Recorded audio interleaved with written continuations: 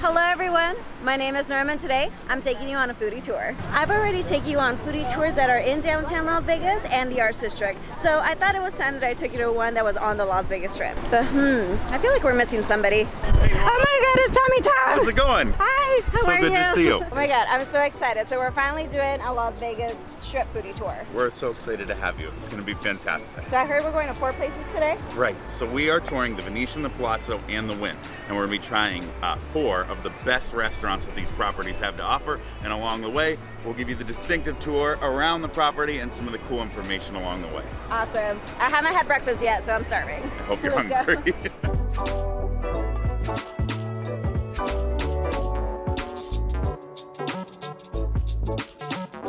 Norma, our first of 4 restaurants today is Smith and Wolinski. Smith and Wolinski was established in 1977 in Manhattan. Oh yeah, I actually remember it from The Devil Wears Prada. I came out on there for a second. You got it. We're gonna head in a moment. Curiously enough, there was never any Mr. Smith or Mrs. Wolinski associated with this business. Instead, when the owners were choosing the name, they had a couple drinks and they both randomly picked a name out of the Manhattan phone book. So cool, we get like the private area. So like we always do, gotta start you with a cocktail. On our beverage package, you get 3 signature cocktails, which are pre-selected and ready upon your arrival.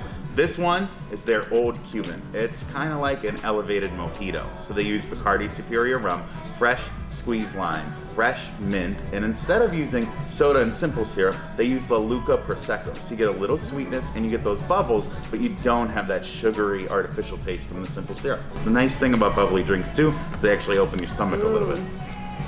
That is super good. Yeah, it does taste just like a mojito, but in like a martini glass, it's like fancier. Wow.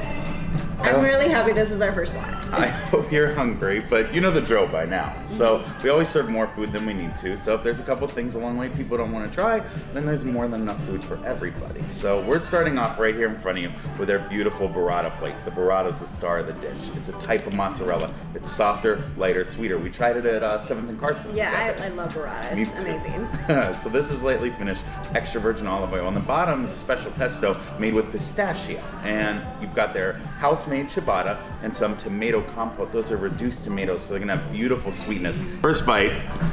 Yes, I know. I had to like put everything on there. It's a little bit of everything. They all work together. Yeah, so like if you've never had burrata before, it's almost like a mozzarella, but with like a gooey center. It really is like its own special thing. You get that little bit of sweetness, and it works well with the acidity of the tomato, the starchiness of the crostini, and that pesto kind of rounds it out. On the far end here, we've got their truffled mac and cheese. This beautiful house-made macaroni and cheese is comfort food at its very best. So you've got a multiple cheese blend, and it's been prepared in this cast iron skillet, finished with fresh truffle oil and a house-made Parmesan cracker crisp on the top. You're gonna get a little texture, great creaminess in the cheese. Yeah, this looks different than like anything I've ever really seen. I mean, just the pasta itself. I mean, it's not like your macaroni pasta. Oh, that's so good. You could definitely taste like all that truffle in there. And it's crazy, like it's creamy, but it's not overly creamy. Over here is their angry shrimp. So these shrimp are lightly battered, they are lightly fried, they are topped over their beautiful garlic mashed potatoes and finished with a spicy lobster butter sauce. They're huge, like they're nicely butterflied too, and the crispiness on the outside. I'm gonna try the garlic mashed potatoes on its own. You like it? Yeah, really smooth too. Yeah, I almost had like a polenta feel to them a little bit. But yeah guys, be careful. This little orange sauce on the side, pretty spicy, for my level at least. Oh, it's a little lemony too. Nice. Oh, but spicy. I couldn't bring you to Smith & Wolinski and not serve you steak. So this is the star of the show. This is their 28-day dry-aged, bone-in New York strip. The chef does a hand seasoning blend on the outside. It's a proprietary seasoning for Smith & Wolinski. It's cooked to a perfect medium and sliced to order to make it easy for you and the other guests on the tour to enjoy. Like, I dream of going to restaurants and having a steak served like this to me. And I'm actually really surprised that you said it's in New York. Like, I bit it and I literally thought it was a ribeye. Yeah, a lot of people will think that. And like, look how beautifully cooked that is. They do an No, awesome well press. done here. Yeah. Sandy, you have to try this. Okay. Oh my god. It's very juicy. I gotta feed her too. Tom, that was freaking awesome. But I'm ready for more food. We got you. We are on our way to Sugarcane Raw Bar Grill. Our next restaurant is Sugarcane Raw Bar Grill. They are a host to numerous awards, both here in Vegas and back home in Miami.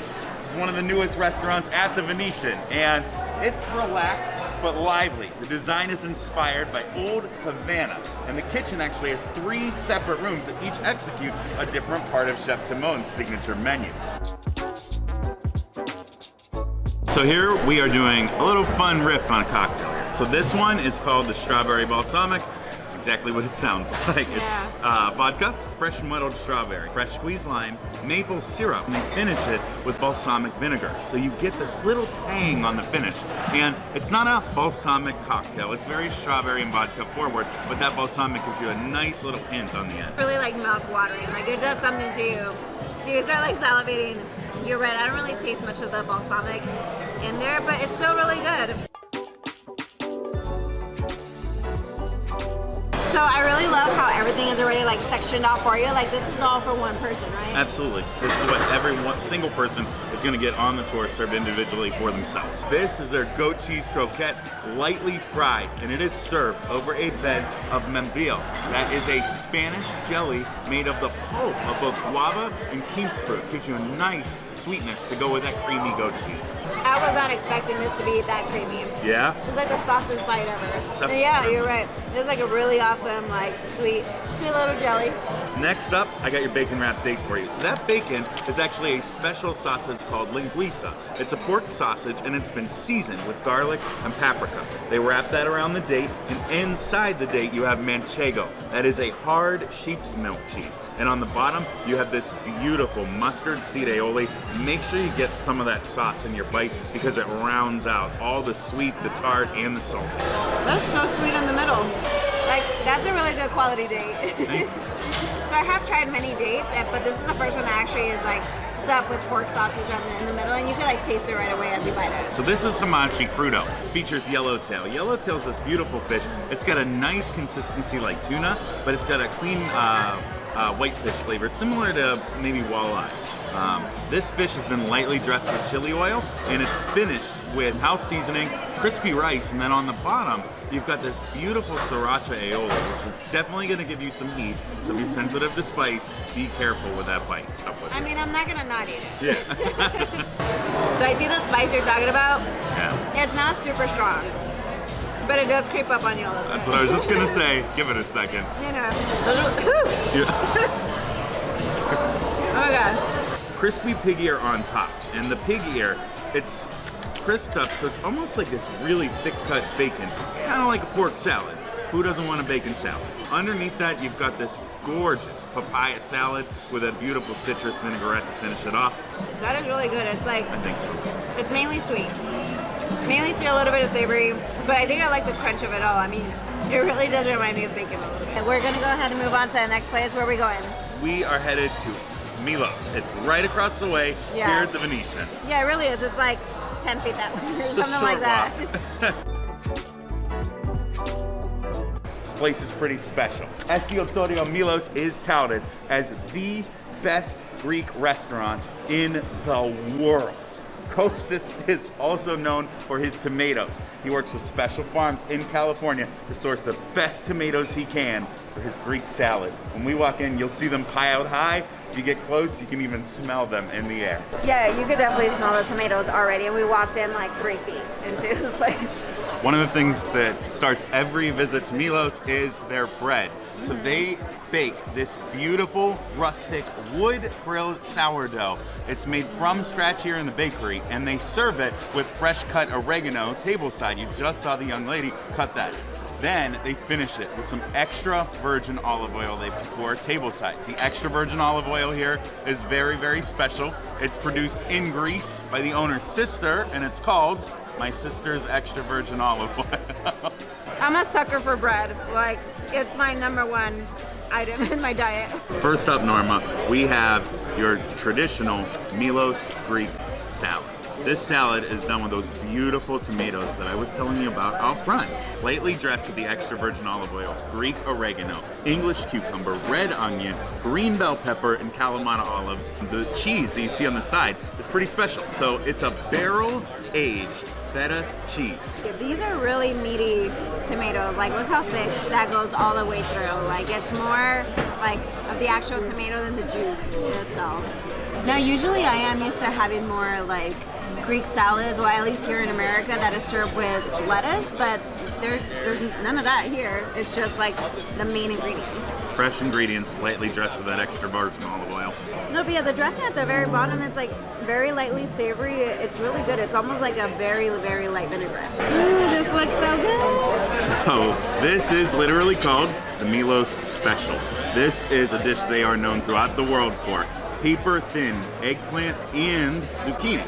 And it's been lightly flash fried. That gives you this nice crispy texture on the outside. So inside, Norma, there's some tzatziki. That's Greek yogurt, and it's been infused with cucumber. Sounds like a healthy potato chip. Something like that. That tzatziki uses some very, very delicious Greek yogurt. And like we were talking about the last stop, there's a little bit of that tang to it. It's finished with real fresh cucumber, and they certainly do not skimp. So you get this ultra fresh tzatziki that is creamy, but actually kind of refreshing too because of that fresh cucumber. That zucchini and eggplant actually goes perfectly with your cocktail. So that is a classic Milos cocktail. It's called the Basil Press, and it's a huge crowd pleaser. They marry that with our house sours mix and beautiful fresh basil. Nice, refreshing, easy to drink. It does smell refreshing already. It's like a lemonade, and I don't even taste the alcohol in here. I can tell this already would be dangerous. Ooh, this is heavy. We have Milos' signature octopus. It's hand tenderized, then it's braised, grilled over a charcoal flame, which gives it this beautiful char on the outside. They lightly glaze it with the extra virgin olive oil, and it's finished with these beautiful juicy capers that they actually import from Santorini, Greece for their dishes here. And then you've got their white fava bean puree. All these ingredients go perfectly together. It does look really crispy though, like on the outside. I can tell you it's ultra tender. Costas is known truly for having one of the most tender octopus in the world. These white fava beans are brought down. You're gonna have some extra virgin olive oil, Greek seasonings. Really beautiful. No, that's really good. Nice. That's like super smooth, no lumps in there. Like when you see it, you automatically think it's like gonna be hummus or something like that, but no, like you could definitely taste those like really refined beans.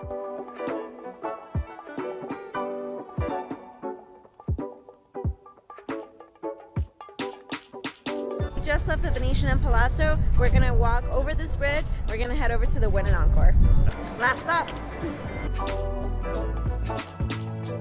This beef carpaccio is fine Italian sirloin. It's thinly sliced, and it's topped with their everything sauce. Everything sauce here is a light blend of Italian aioli, mayonnaise, and sweetened milk. Gives you this beautiful creamy sauce to go with your carpaccio. It should literally just melt in your mouth. You get, yeah, great flavor for the beef, and then you get that nice little creaminess, and there's a little bit of sugar in that sauce, which really kind of highlights the beef as well. Yeah, I love how thinly cut it is. It's super fresh. You can tell it's super fresh. Yeah, and even the sauce is really good too. It's like very, very light at the same time. So this is their fried calamari. Beautifully done. This calamari, slightly fried, served with baby octopus, and you have two separate sauces right here. This one is their red sauce, pomodoro. It's one of the classic Italian red sauces. It's very thin, but it's packed with flavor, very robust. The other one is, of course, their house-made tartar sauce, and there's some fresh citrus on the plate. Feel free to squeeze that and enjoy a little lemon with your shellfish. You're so right about the tomato sauce. It's like really light, it's like not complicated at all. Both really good, but I'm in love with that tomato. This is a little unique of a dish, so it's called tagliolini with ham. Tagliolini is a thin, almost angel hair-like pasta. Here at Cipriani, they saute it in beautiful bechamel sauce, which is a butter, creamy sauce with a little seasoning to it. When it's done, they put a Parmesan crust on the top, and then they bake it, giving you that beautiful consistency on top. I'm not gonna lie, when I first saw this come out and they were cutting it, I was like, what is that? Like, I mean, you could smell already, it's like super cheesy. You can see all that cheese up top. I love how thin this pasta is, and it looks so creamy already. Like, looking at it, I thought it was gonna be really heavy, but this is actually pretty light. I'm surprised by how light of a pasta they managed to make it with as much cream, butter, and cheeses on it, but it eats really light. Oh yeah, this is very like melting in your mouth. I agree with that. Okay, so I'm not gonna lie, like right before they brought out this cake, I think is when I hit my like, I'm really a full wall, but it's cake, so we're gonna have to try this. It's cake, and it is surprisingly light cake. This is the Cipriani cake, and in my opinion, one of the best desserts in the city. This beautiful cake is done with a house-made vanilla cake and vanilla meringue. This meringue is hand done, and meringue is this baking delicacy. What they do, they hand whip egg whites, and as they do, they slowly add in amounts of sugar until it gets A, the right amount of sweetness, and B, starts to form these stiff peaks. They then layer it on the cake like a thick icing, and you can see they then bake it in the oven, which caramelizes the outside, enhancing some of those natural sugars, and then chill it, slice it, and they serve it up for you. So it's like, it's sweet, but lightly. It almost has like a marshmallow looking consistency Definitely. from the inside. I really do think this was a perfect ending, actually.